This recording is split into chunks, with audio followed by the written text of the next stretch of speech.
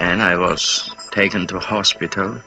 Doctors did anything they could to help me, but I was declared dead. I realized I was out of my body when I was suddenly looking at this light. Out of that light stepped the most amazing being I have ever been in the presence of. It was just total selflessness, understanding, kindness, all-consuming love, wonderful love.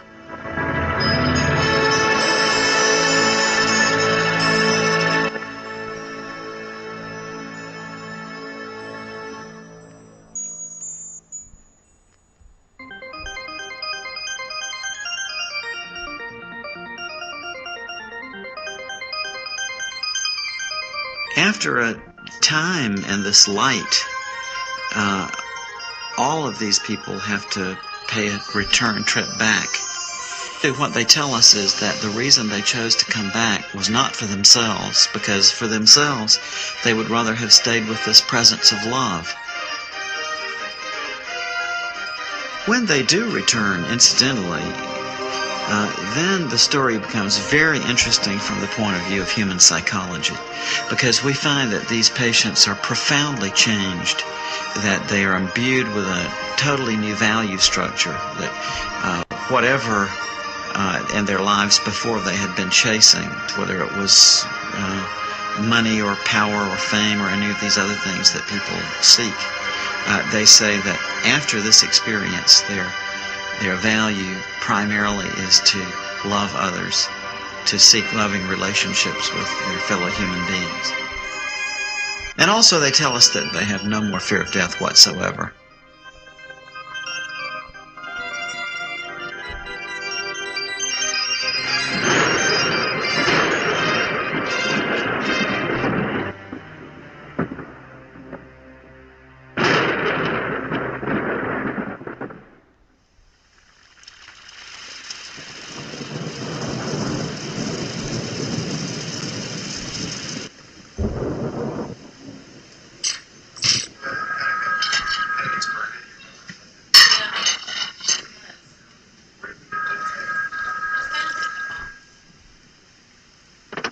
Hello? Oh, hey, Mom. How are you? Oh, no. What's the matter? What's happened to him? Oh, no. Oh, no. I was shocked when I got that phone call. The one that nobody ever wants or ever really expects to get. There's just so many feelings that I really want to share. I just want to be there. Okay. Okay, well, we'll see you soon. Mom, I love you. My dad was fighting for every breath of life, and it didn't look very hopeful. Even though we lived 600 miles apart and only saw each other on holidays, at least we were on the same planet. And we could pick up the phone and say hello. The likelihood of losing all that seemed almost impossible to grasp.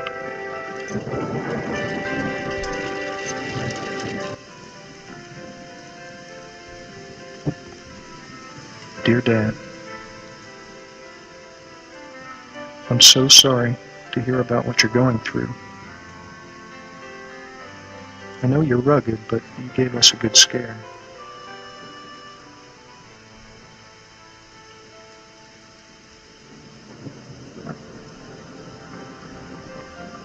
Dear Dad,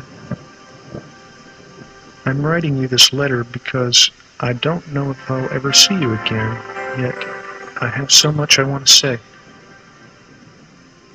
Dad, do you remember several years ago when I was still grieving over the death of Suzanne? I found a great deal of comfort in some books I was reading about dying. It was at that time that I met a doctor of psychiatry, a researcher named Dr. Raymond Moody. I'm sending a copy of a book that he wrote, which was a great deal of help to me then. Dr. Moody has observed a pattern that occurs in people the world over, regardless of their culture or religion. As a matter of fact, the prior religious beliefs or background of the person doesn't seem to have much to do with whether or not they have an experience and even the content of the experience.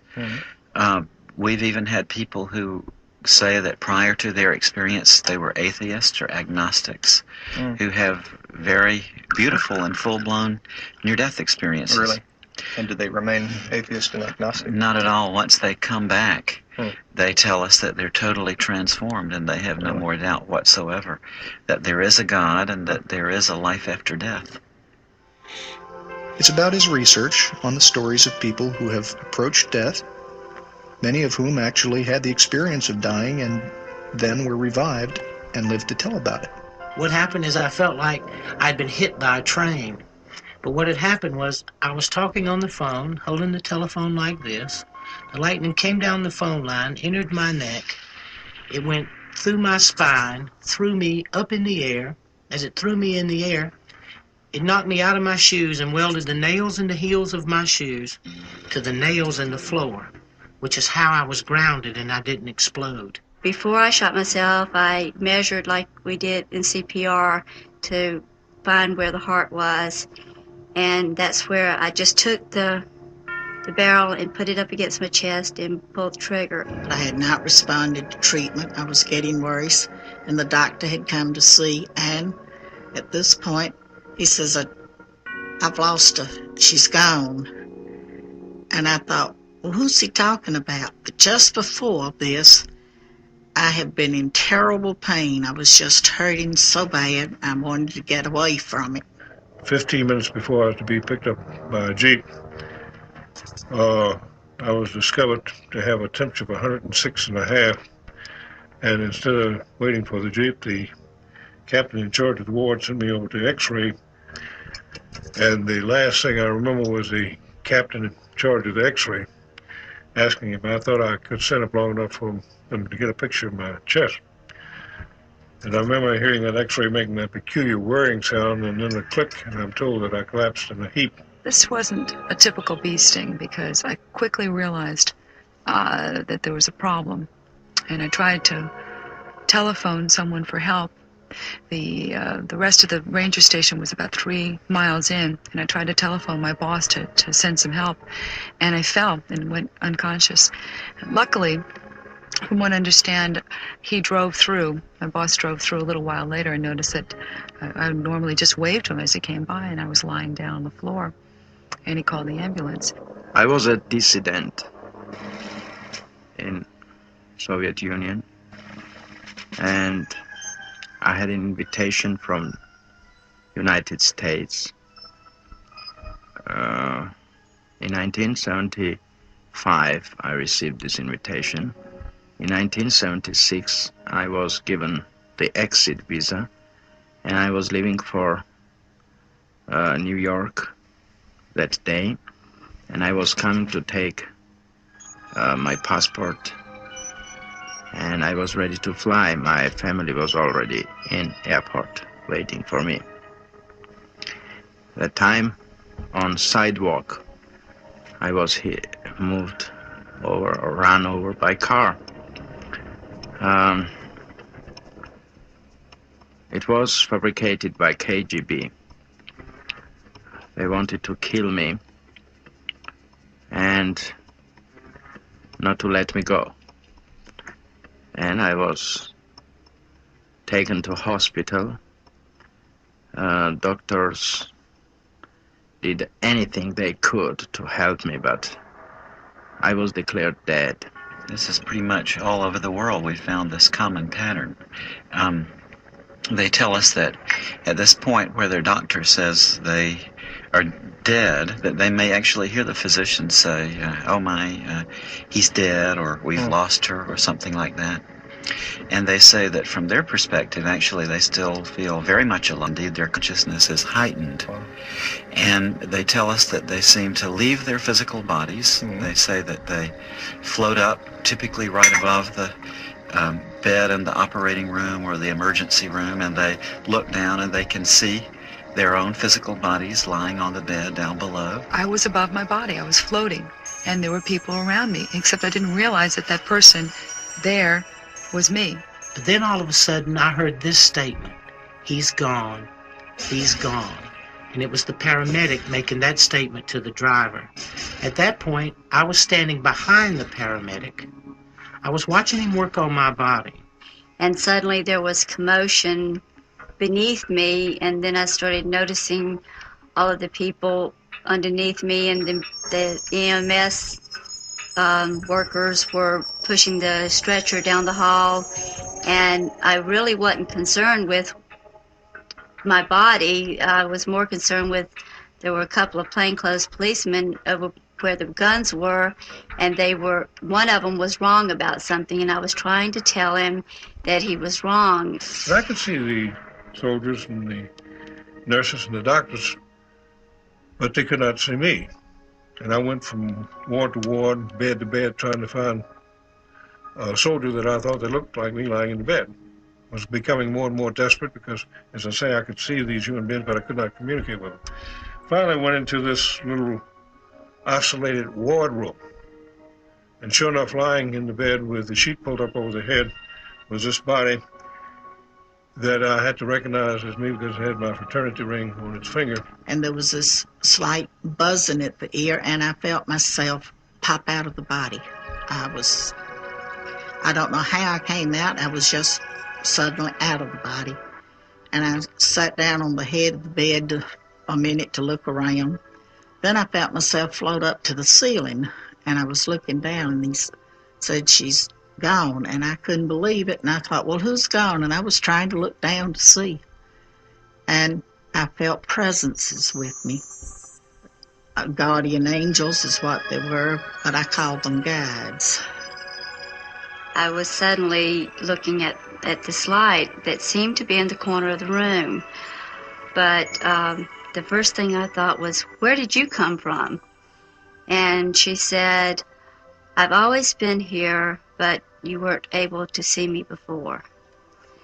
The reason I use she is because she emanated feelings of selflessness, love, all-consuming love, understanding, kindness, and those were attributes that I thought of as being feminine. After a while in this, they say that they begin to feel an indescribable feeling of bliss, that it's something that transcends words, that we can't put it into the language that we have in everyday life.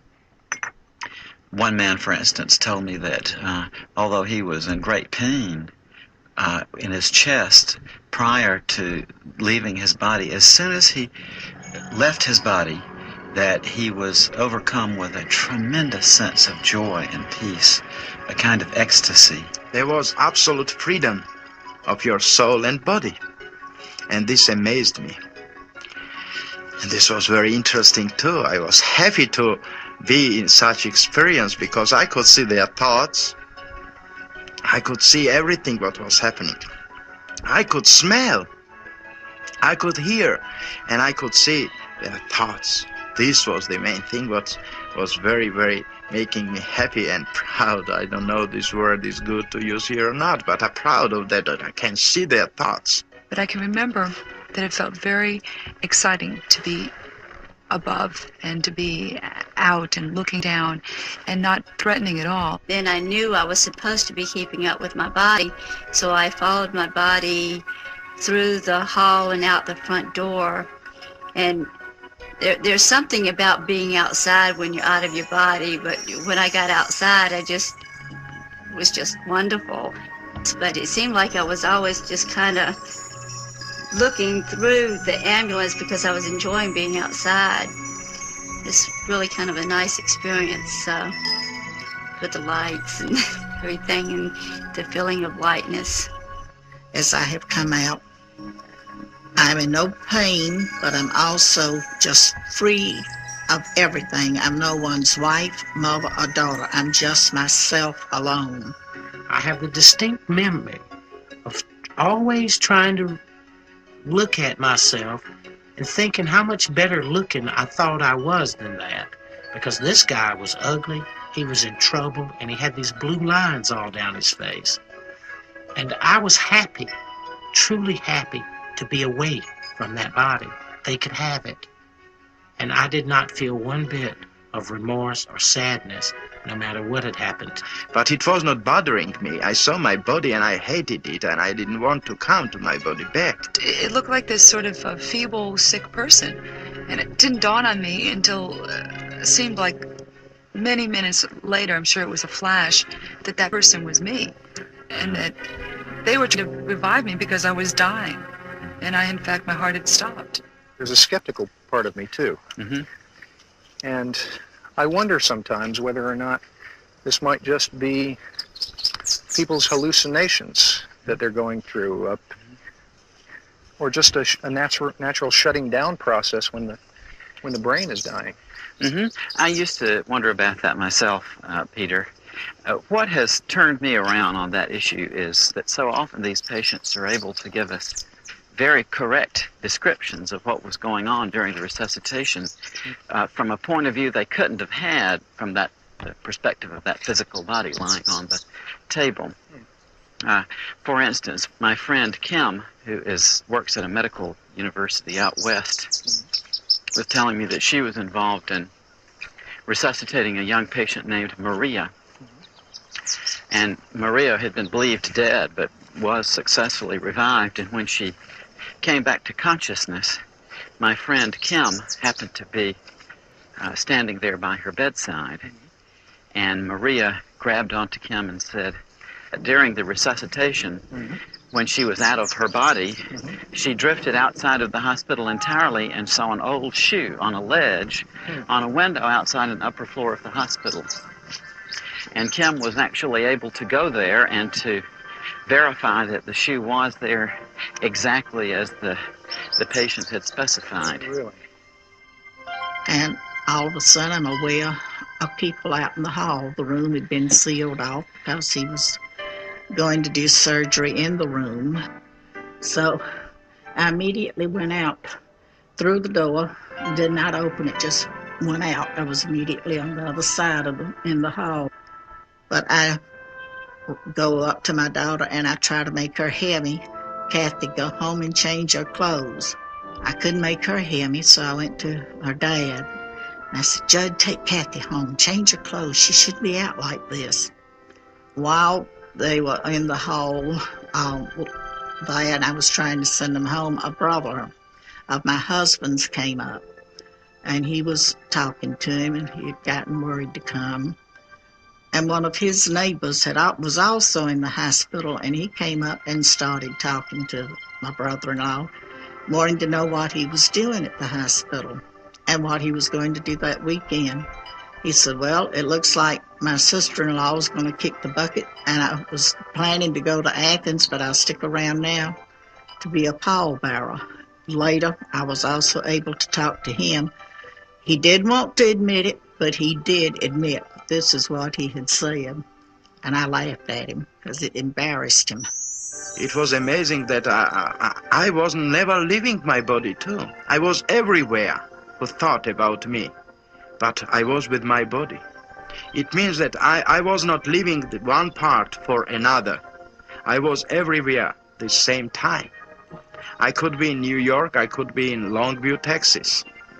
I could be in Moscow, I could be in Tbilisi, Georgia.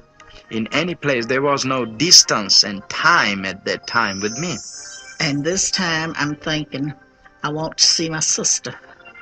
So I immediately find myself in Rockville, Maryland at her home. And she's getting ready to go grocery shopping. She's wearing a beige suit with a green blouse. She's had to go over the house and look for her keys that she had misplaced, had to find her grocery list.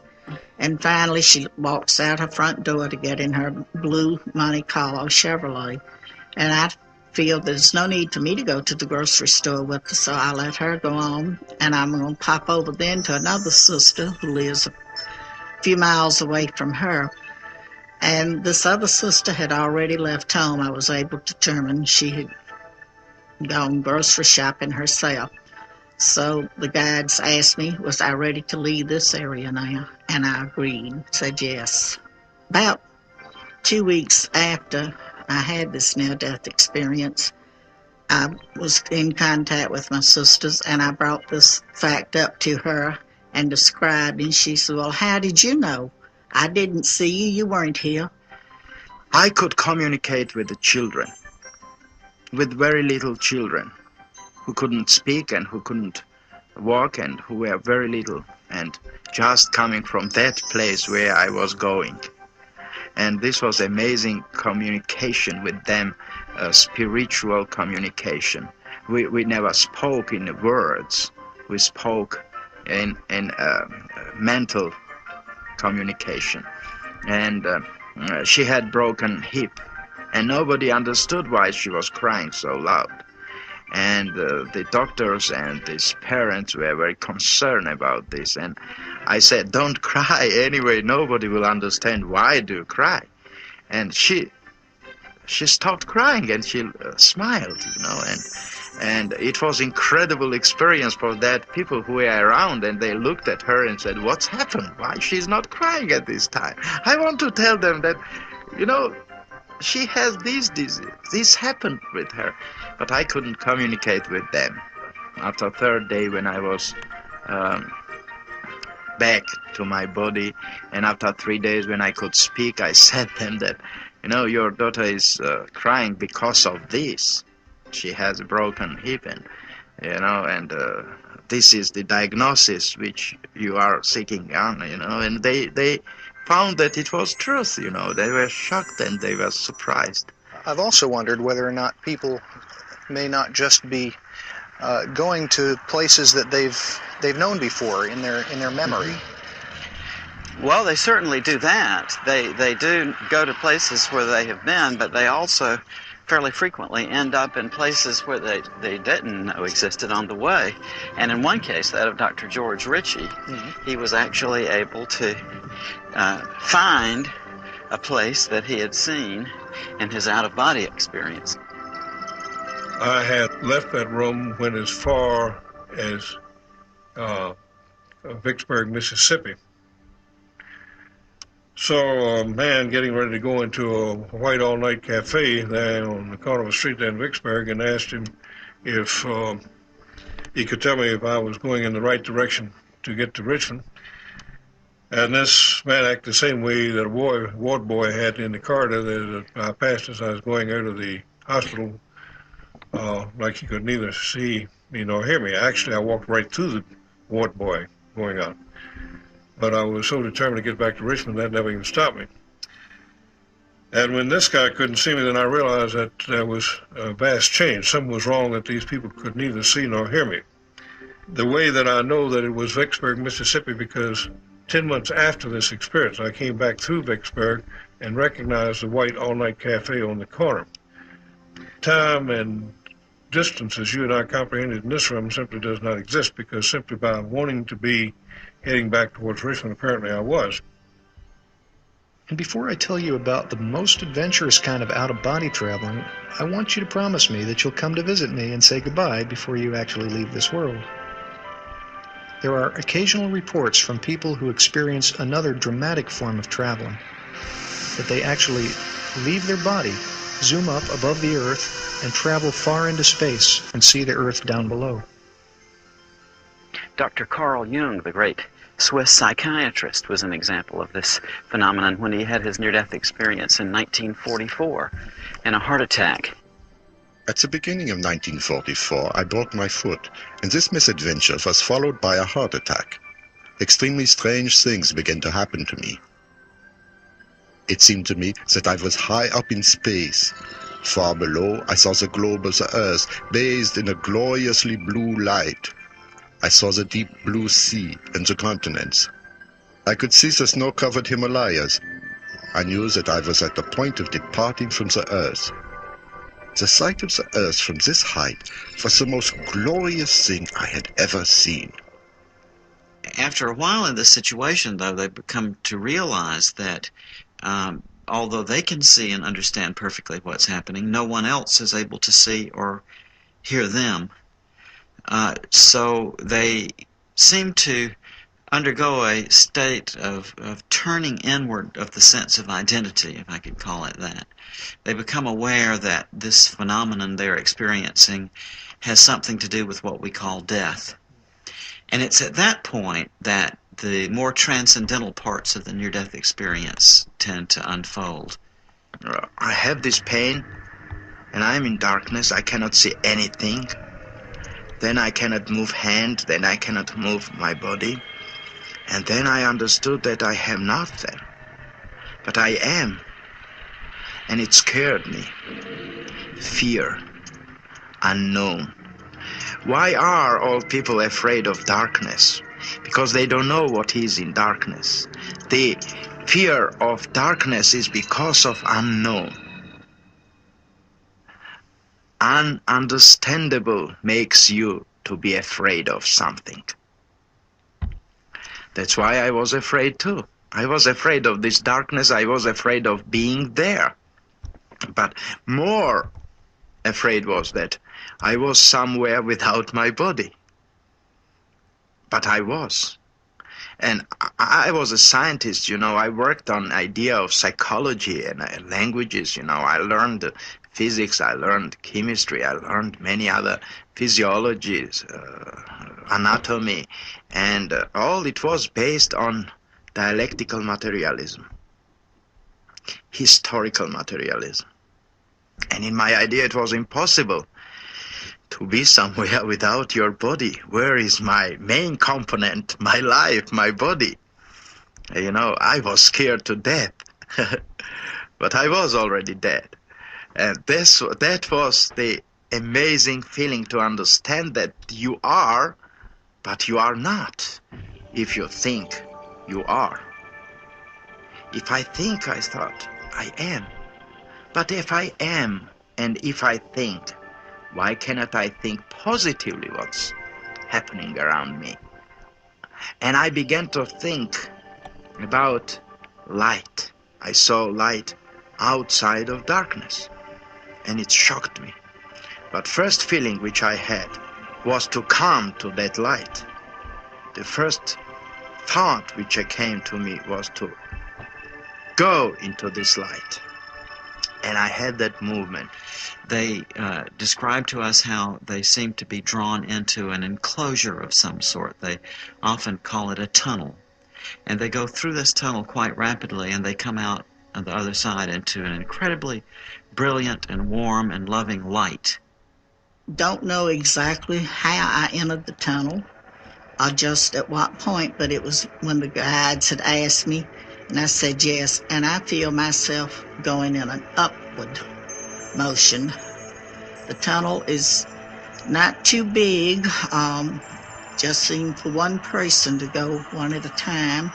It doesn't touch you, or I didn't reach out and touch the walls, but it's black, and I feel myself going up and looking at light, bright light at the end of the tunnel. And the next, as I'm going along, I see the gray area, but I did not stop to go in and see just what was going on. I went on to come out into this beautiful pasture valley land, flowers, bright, beautiful light, brilliant color. Nothing here is like it at all. The next thing I remember is I heard a set of chimes. And as I looked at an angle, probably 35 or 40 degrees, I could see a tunnel. The tunnel was like a spiral, like it was moving whether I was moving or not. Then I began to whisk down it, and I could hear these chimes.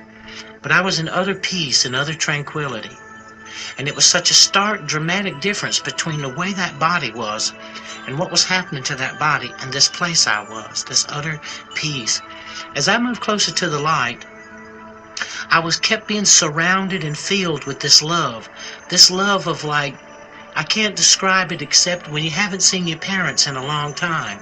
If you've been away from your family, and when you first see your mom and your dad, that feeling when you're a small kid, that feeling that you get. I knew I was safe, I knew everything was peaceful, and I knew it was right.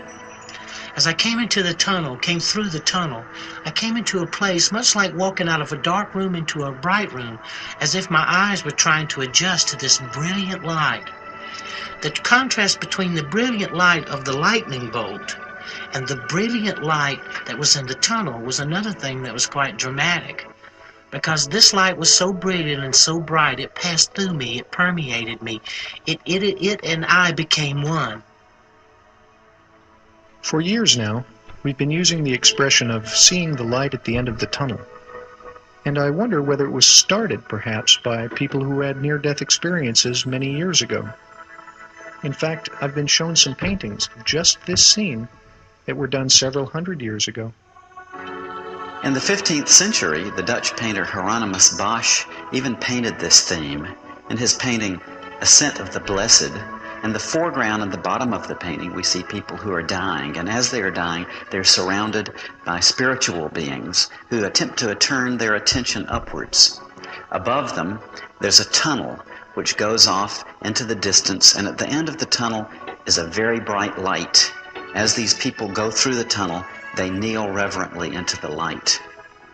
So we know then that these experiences have existed among human beings from time immemorial. In this light, they often tell us that they see relatives or friends of theirs who have already died, who seem to be there to meet them and to greet them and to help them through this transition. Particularly very great thing happened with me. It was that I saw my parents, my real parents, and I understood that they were killed. And they were killed by KGB in Moscow, and I was happy of this. It sounds very ridiculous, but you know, I was happy because I was thought that I was abandoned by them. And I'd lost a girlfriend in the polio epidemic in the 30s. I think it was 38, but I'm not positive of that date.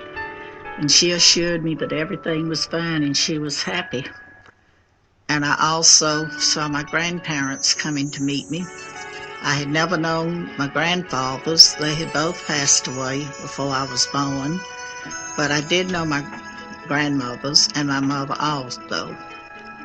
And as I'm there, this baby appears to me. And he says, "Hi, I'm your brother." And I said, "I don't have a brother." And we don't talk as I'm talking to you. There was no way of misunderstanding. It was more like it was mental telepathy. And he shows himself to me as a small infant, dressed in a cap and a little long dress with the knitted sack over it, booties and socks, and tells me to look me over now and remember how I look this way. And you can tell our Father when you get back, and he'll tell you it happened. And when I was able to talk to him, my dad said, "Well, I don't know how you knew that, because nobody but your mother and the doctor and I knew about these things."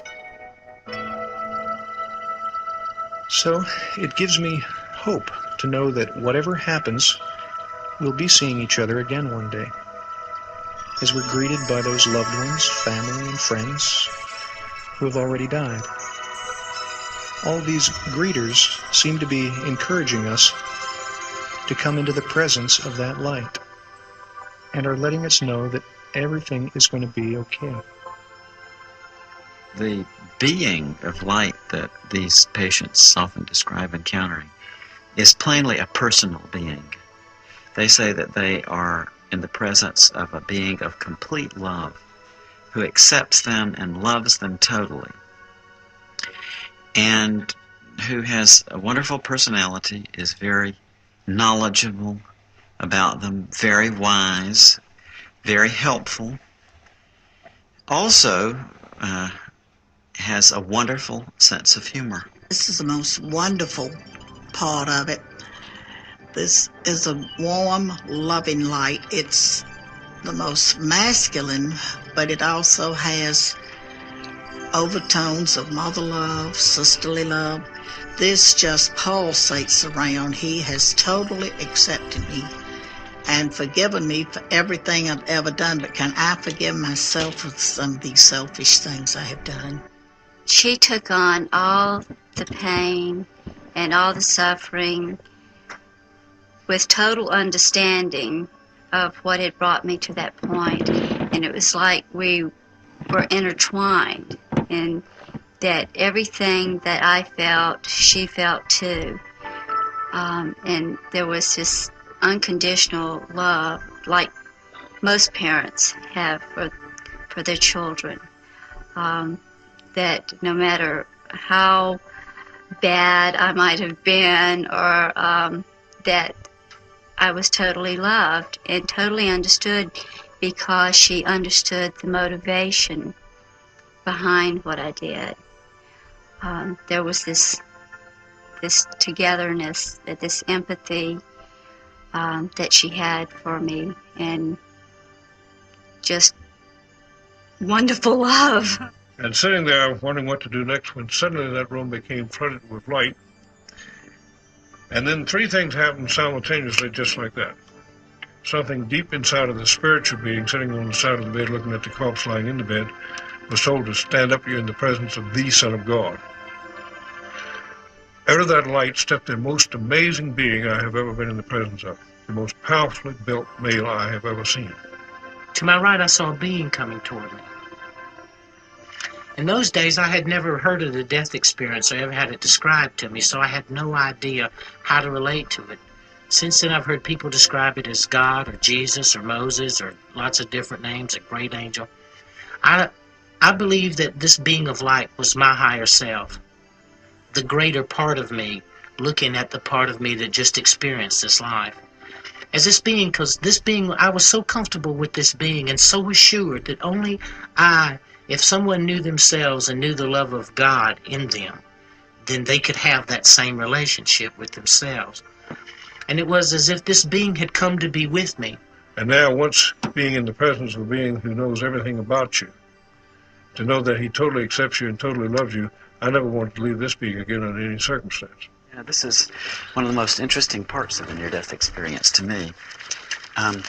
These patients will tell us that in the closing moments of their life, often in the presence of this being of love who is with them, that they see a panorama before them which consists of every single thing that they've ever done in their lives, from the moment of their birth right through the time of their close call with death. And they say that they see it all simultaneously, not with the events in temporal sequence, but rather all displayed there at once in a way that they find very difficult to describe. As those hospital walls virtually disappeared, and I saw every minute detail of my life, seeing my own cesarean section birth through the 20 years that I had lived, because I was only 20 at the time. With the light, there is this panoramic view of my life. It starts with birth. It continues right on to where we are at this point. All at the same time, I am part of the view, as well as watching it. I am actually doing these things. I guess it's a speeded up version of a camera that just runs double time or something. But I actually had the feelings of what was going on as I saw it, and also standing off to the side and being able to look around and look at the different things that went on at different times in my life. I saw all my life, but it's in that dimension which cannot be described. This was holographical view of being inside of your life, and then being as a viewer, participating the play of theater which happening there. But it is you, and you know that you are this. At Disney World, they have this Kodak ride where you sit in this seat and you go, there's this movie that surrounds you, and it makes you feel like you're a part of the action, and you can even get butterflies when there's a big drop or something. So it was around me in a form to where it was like I was participating, but it was participating in the mind or in thought, but it just seemed like a lifetime of pain happened in just a short period of time. If I had a panoramic view of my life, every feeling, every thought, every action, every deed, all at the same time. The same time. And as it started happening, I began to see how I affected the person that I had the encounter with, or the experience, whether it be me personally or whether it be someone else. And then how they were affected. How it was one step removed from us and how they were affected. And believe me, there is nothing hidden in your life. If you imagine this panorama of your life as like a still pond, and each action in your life is like a pebble which you flip into that pond. At the point where that pebble impacts on the surface, you see ripples going out. But he said that as these ripples in this panorama impinge on others, then you can see the secondary effects going off from those people in the form of ripples. So I think it illustrates how tied in we all are to one another in this life, how profoundly our actions and our feelings affect others. And of course, in this life review, we're made aware of that in a very profound way. And people say, too, that it's not the events in your life that you would necessarily expect which get reviewed. It's not the big accomplishments, but rather the simple acts of kindness, often things that you would even have forgotten. You will see the things that you did out of your heart, helping an old woman, picking a kid up, helping someone, an action that you take, uncalculated, unthought, just out of goodness of your heart. These things herald through the universe, not your great accomplishments, not what you achieve or what you think has value. The little things have value.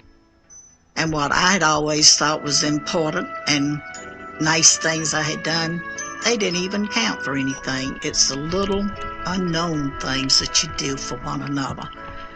And love there is always helping to give others a love and helping hand along the way, and at the same time you're benefiting because you're receiving also. And the question was, what have you done with your life to show me?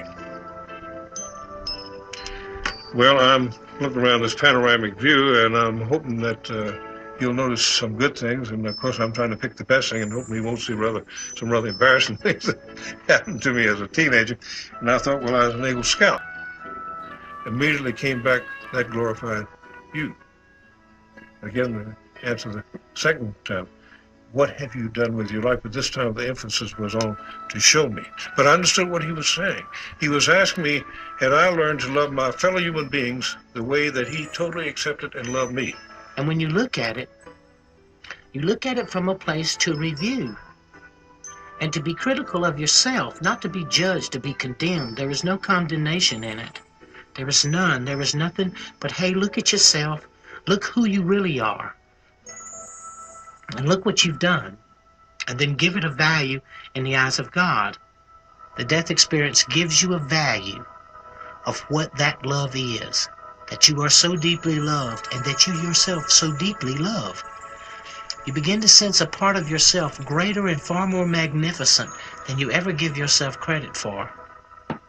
Frequently, too, people tell us that this being is also interested in the knowledge that they've acquired in this life.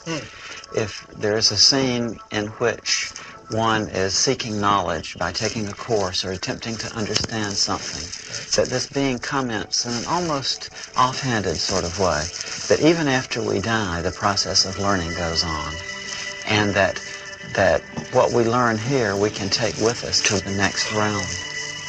People say that love primarily, and then in a secondary, almost grace note sort of way, that it seems to be the knowledge and the understanding we acquire. How interesting. After a time in this light, all of these people have to pay a return trip back.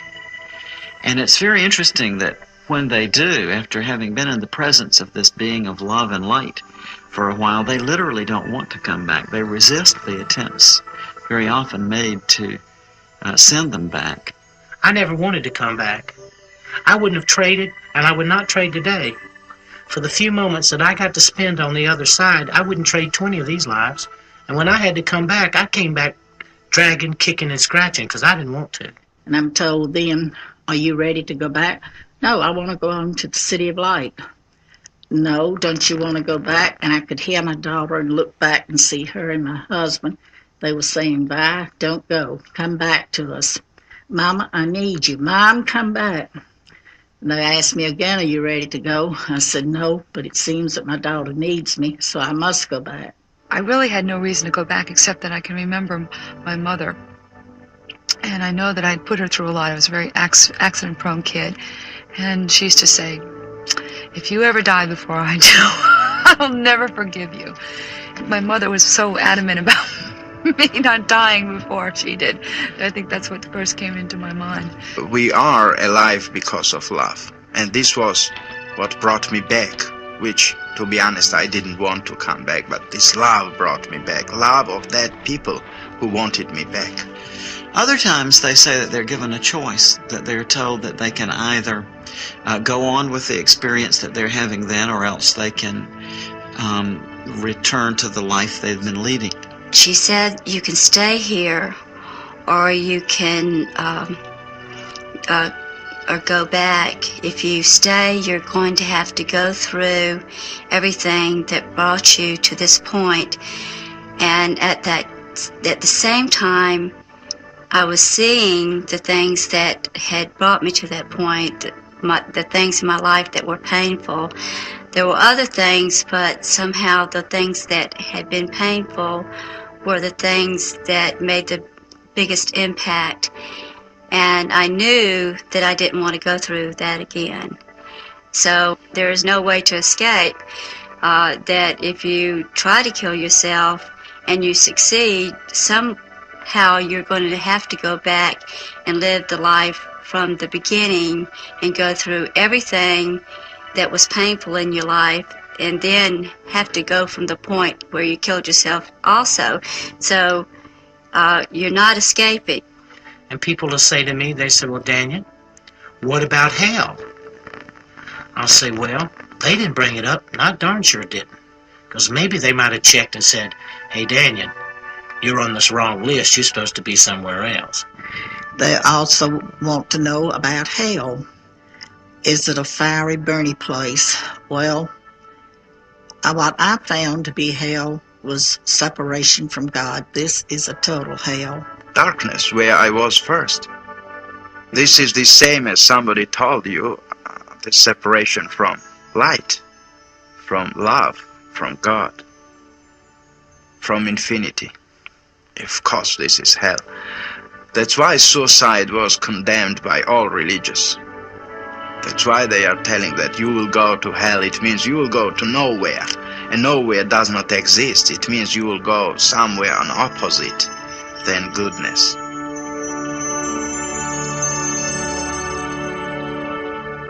Very often they're told it's not your time to die yet. You've got things left to accomplish, so you must go back. This weekend I was in morgue, and on Monday I was taken from morgue, washed, and they began autopsy. It was 11 o'clock in the morning. When they opened my abdomen, they took hematoma, and they began this T kind autopsy, and some great power took me with neck, I think that part I can explain, and pushed me down. And I saw this movement down, and then I felt my headache, and I opened eyes. And this was coming back to my body. The next thing that I knew, I was floating over my body in the emergency room, and they were working on me. Then they stopped working on me. They put a sheet over me. They filled out a piece of paper, and they rolled me in a room. And I was lying in that room, and I was hovering above myself, watching myself. Then I heard what would appear to be an elevator door open, and these two guys came in, and they were getting ready to take me someplace. I later found out that that was probably the morgue. Then at that exact moment, I was inside a body again. It was on fire. It was in pain. I could not move. So I started blowing the sheet. And they jerked the sheet off, pushed me back into the emergency room, worked on me and stabilized me. And in the course of the next 7 days, I was completely paralyzed. That it's so touching to me that in the closing moments of their life, that so many people come back reporting that what was most important to them at this time was love, the question of how they had loved their fellow human beings. It had a lot of effects and change in my life. It's made me a more understanding person of others. I know I don't have the right to take my life. Didn't want to return, and I would love to go back. Someday I will, and then I hopefully can stay and not have to come back and try again. But I know I cannot take my life and go there. Things would not work out right. But I think I'm a better person by watching for the needs of others and not being always selfish. Well, I'm still selfish. I'm still a human. But it has changed my way of thinking. How to love other people and how to forgive and to put yourself in the place of other people in order to understand them. And that's something that you have to do in order to love people and in order to love yourself. Because if you hold grudges and you it hurts you and it hurts the other people, and it's a barrier to love if you can't forgive. You don't necessarily have to forget when people hurt you, but you have to understand them and forgive them. And I think that is the most important thing about love that I've learned, and how to look at how we're alike rather than how we're different. This is the main message which I brought back, that love is what cannot be changed. This is everlasting. And love is with life always together. Love, what keeps this world alive. Love as an eternity. Love as a basic of humankind. And we are alive because of love. I think the most important point about the death experience is that it is orderly. And the fact that small children, all the way to grown people, have similar experiences.